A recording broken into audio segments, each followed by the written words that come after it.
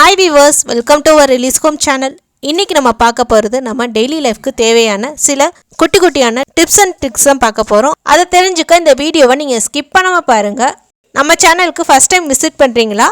இல்ல இன்னும் நீங்க நம்ம சேனலை சப்ஸ்கிரைப் பண்ணாம இருக்கீங்களா? கண்டிப்பா சப்ஸ்கிரைப் பண்ணிருங்க. பக்கத்துல உள்ள பெல் ஐகானை கிளிக் பண்ணிக்கங்க.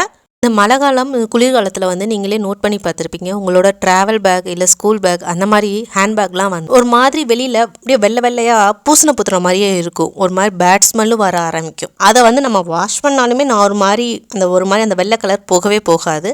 அதுக்கு உட்காந்து நம்ம தேய்க்கணும். அதுக்கு பதிலாக இந்த மாதிரி நீங்கள் வாஷ் பண்ணி பாருங்கள். உங்களுக்கு வந்து நீங்கள் அவ்வளோ தேய்க்கணும் அவசியமும் இருக்காது. மேலே உள்ள அந்த வெள்ளையாக உள்ளது அந்த ஸ்மெல் எதுவுமே உங்களுக்கு சுத்தமாக இருக்காது. எல்லாமே சூப்பராக க்ளீன் ஆயிரும். இந்த மாதிரி ஒரு பக்கெட்டில் தண்ணி எடுத்துக்கோங்க. இந்த மாதிரி பக்கெட்டில் தண்ணி எடுத்துட்டு அதில் கொஞ்சமாக டிட்டர்ஜென்ட் பவுடர் போட்டுக்கோங்க. டிட்டர்ஜென்ட் பவுடர் இல்லாட்டி லிக்விட் கூட நீங்கள் ஊற்றிக்கலாம். அதுக்கப்புறம் இதில் கொஞ்சமாக பேக்கிங் சோடா போட்டுக்கோங்க. இந்த மாதிரி பேக்கிங் சோடா போட்டதுக்கப்புறம் டெட்டால் கொஞ்சமாக ஊற்றிக்கோங்க. இந்த மூணையும் போட்டுட்டு நல்லா மிக்ஸ் பண்ணிட்டுக்கோங்க. எல்லாமே நல்லா டைல்யூட் ஆகிற வரைக்கும் நல்லா மிக்ஸ் பண்ணிவிட்டு அதுக்கப்புறம் பேக்கை எடுத்து நல்லா ஊற விட்டுருங்க. இந்த மாதிரி பேக்கை வந்து ஒரு 15 to 20 minutes ஊறினதுக்கப்புறம் நார்மல் லைட்டாக எடுத்து இந்த மாதிரி ஒரு ப்ரெஷ்ஷை வச்சு லைட்டாக தேய்ச்சிட்டு ப்ளெயின் வாட்டரில் நல்லா வாஷ் பண்ணிவிட்டு காய போட்டு பாருங்கள். உங்களுக்கு வந்து பேக் வந்து புதுசு போல் ஆயிரும். அந்த வெள்ளையாக இருக்கிறதும் இருக்காது, எந்த ஒரு பேட் ஸ்மெல்லும் இருக்காது. ஏன்னா வந்து ரொம்ப நாளைக்கு அப்படியே உள்ளே இருக்கிறனால அது ஒரு மாதிரி ஒரு ஸ்மெல்லும் அடிக்கும் நம்மளுக்கு. ஸோ எதுவுமே இல்லாமல் நல்லா ஃப்ரெஷ்ஷாகவே இருக்கும். இந்த மாதிரி ட்ரை பண்ணி பாருங்கள். இது உங்களுக்கு ரொம்பவே யூஸ்ஃபுல்லாக இருக்கும். நம்ம தயிர் வச்சுருப்போம். தயிரை வந்து நம்ம ஃப்ரிட்ஜில் வச்சா அது ரொம்ப நாளைக்கு கெடாமல் புளிக்காமல் சூப்பராக இருக்கும்.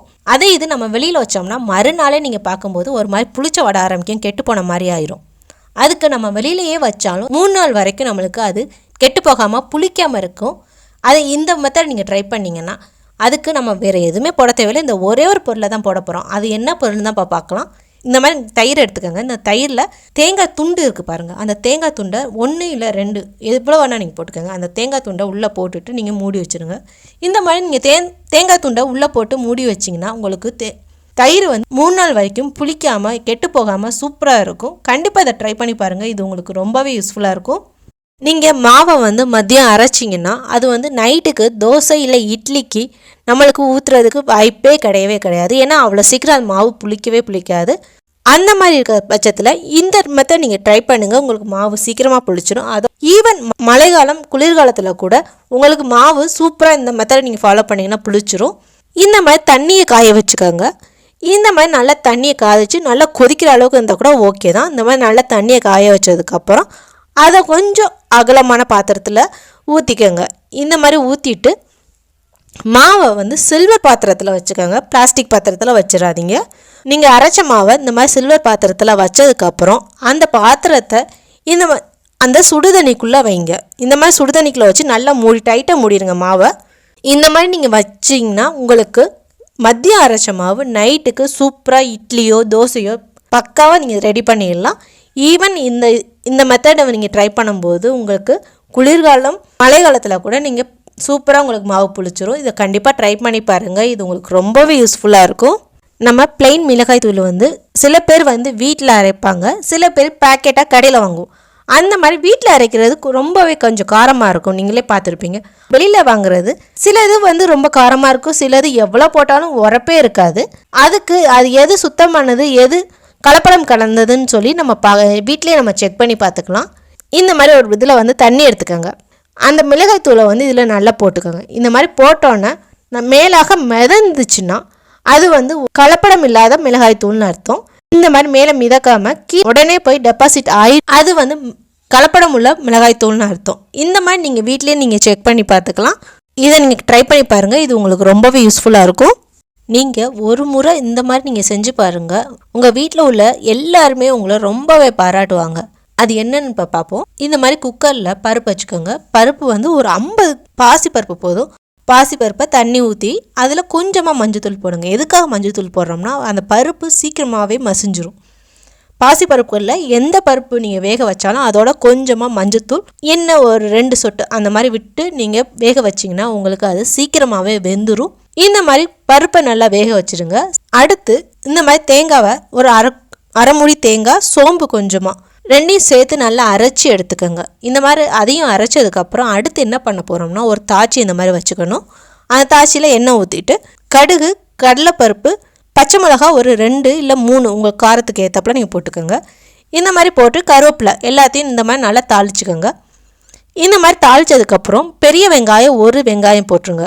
இந்த மாதிரி ஸ்லைஸாக கட் பண்ணி இதில் போட்டுருங்க. இந்த மாதிரி நல்லா போட்டு நல்லா வதக்கிடணும். வெங்காயம் நல்லா வதங்கினதுக்கப்புறம் 5 தக்காளி, ஏன்னா இதில் தக்காளி தான் அதிகமாக போடணும். 5 தக்காளியை இந்த மாதிரி குட்டி குட்டியாக நறுக்கி இதுலேயும் போட்டு நல்லா வதக்கி விட்ருக்கோங்க. இதில் கொஞ்சமாக மஞ்சத்தூள் போட்டுக்கோங்க. ஏன்னா மஞ்சத்தூள் போட்டிங்கன்னா நிறைய பேர் உப்பு தான் போடுவாங்க. நீங்கள் மஞ்சத்தூள் கொஞ்சமாக போட்டு நீங்கள் வதக்கி பாருங்கள். உங்களுக்கு சீக்கிரமாகவே வெங்காயம் தக்காளி ரெண்டுமே சூப்பராக வதங்கிரும். இந்த மாதிரி போட்டுட்டு நல்லா வதங்கினதுக்கப்புறம் அதில் கொஞ்சமாக உப்பு போட்டுக்கோங்க.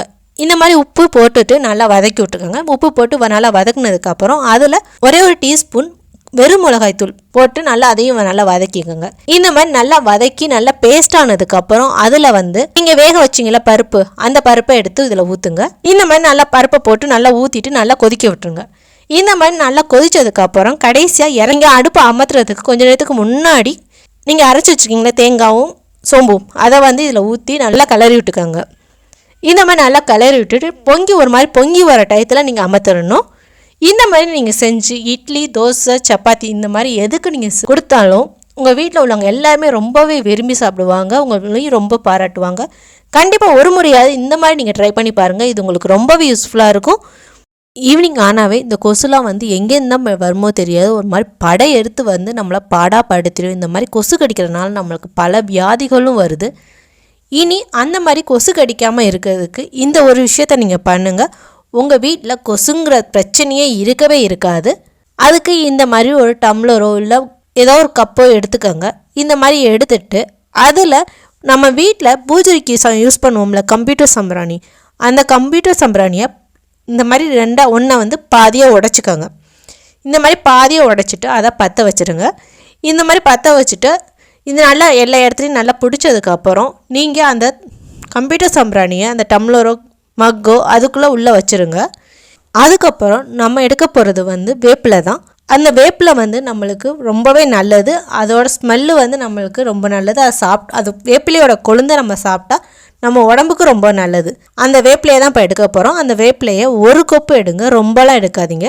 ஒரு கொப்பை எடுத்துகிட்டு அதில் எதுவும் பூச்சி ஏதாவது இருக்கான்னு பார்த்துட்டு அந்த வேப்பிலையோட இலையை மட்டும் எடுத்துருங்க. இலையை மட்டும் எடுத்துட்டு இந்த கம்ப்யூட்டர் சம்பிராணி வச்சுருக்கோம்ல டம்ளர் மக்கு அதுக்குள்ளே அந்த இலையை போட்டுருங்க. கம்ப்யூட்டர் சம்பிராணி வேப்பிலை அந்த ஸ்மெல்லு அது 2 ஸ்மெல்லு சேர்ந்து அது வீடு ஃபுல்லாக ஸ்ப்ரெட் ஆகும். அதனால நம்மளுக்கு ஒரு கொசு கூட வீட்டில் இருக்கவே இருக்காது. இதை நீங்கள் டெய்லி நீங்கள் தூங்குறதுக்கு 1 மணி நேரத்துக்கு முன்னாடி இந்த மாதிரி நீங்கள் செஞ்சுட்டு பாருங்கள். உங்கள் வீட்டில் சுத்தமாக கொசுங்கிற பிரச்சனையே இருக்கவே இருக்காது. இது கண்டிப்பாக ஒர்க் அவுட் ஆகும். ஏன்னா நான் டெய்லி இந்த மாதிரி தான் ஃபாலோ பண்ணுறேன். நீங்களும் இதை ட்ரை பண்ணி பார்த்துட்டு உங்களுக்கு எப்படி இருந்துச்சுன்னு எனக்கு கமெண்ட் பண்ணுங்கள்.